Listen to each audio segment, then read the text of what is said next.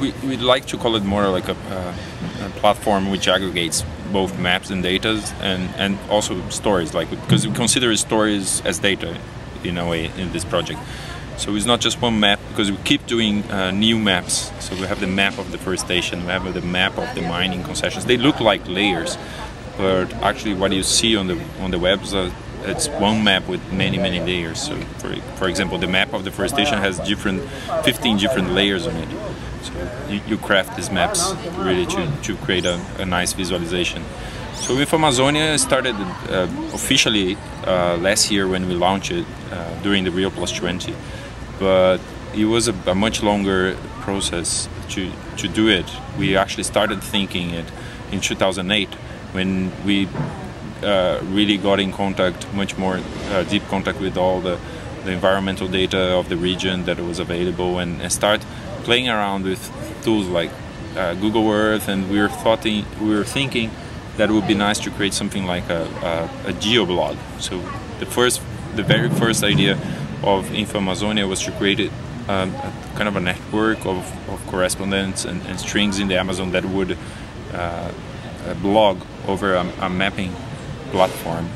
But after that we didn't actually get the funds straight away, but because of that we have a lot of time to mature the whole thing, and during these years, although we started pretty much doing a network of people reporting from different countries in the Amazon, I think during these years we got much more aware of the size of the data journalism movement, or like the open data scene that was going on. So what changed, we've kind of placed the project in between journalism and also like a platform for providing data to people, and I think pretty much what it is today.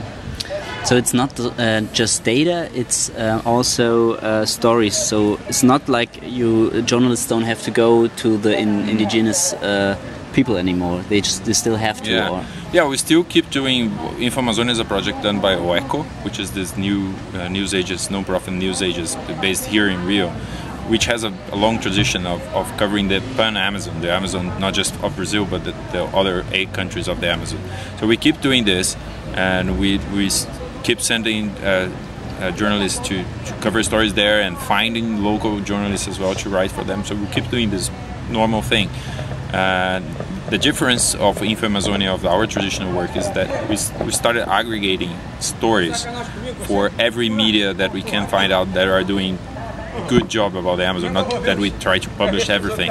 We publish everything that we consider relevant to tell the story of those data sets. So it's what I mentioned about creating this dialogue between the data and the stories. So if there's all those data from the satellites showing a difficult situation or a bad situation in terms of the first station fire, why there is not good stories over those layers of information?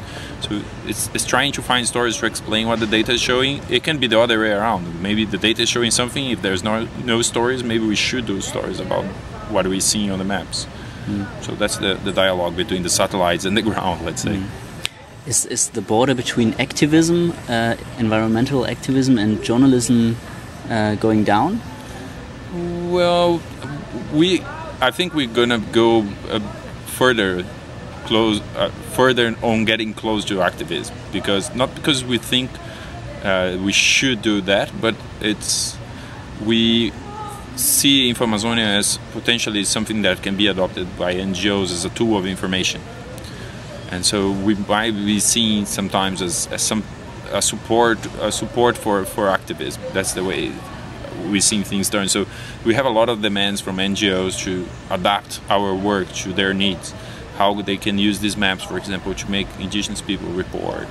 And we've seen a lot of interesting projects of NGOs as well, using communication, like teaching indigenous people to take their own pictures.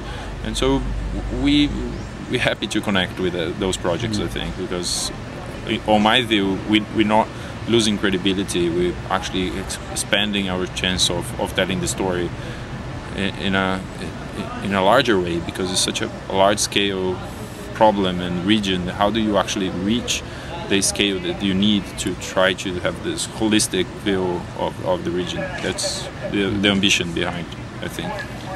And who pays for all that? How did you do it? So the whole thing started between a partnership between OECO and Internews, this American NGO on media development. So Internews and OECO managed to get funds from an initiative of the many governments called the Climate Development Knowledge Network. And so this initiative paid for the first round of development.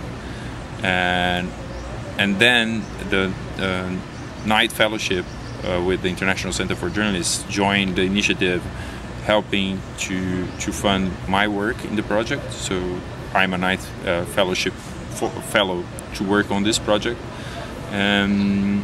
And we have one more anonymous donor, which is a big foundation, which usually gives donations without asking, to not be mentioned, which is part of their policies. Okay. So that's the main donors, and of course we're searching for more. Do you sometimes, or are you confronted with allegations like, I don't know, you're agents of the Western world or so? Or? We haven't never happened.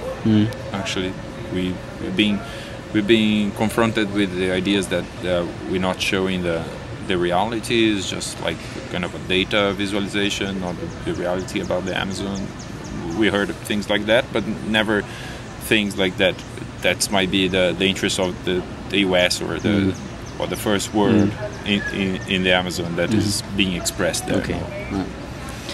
Okay. And now with the Geo WordPress theme, you kind of spread the technology so that everybody could use it.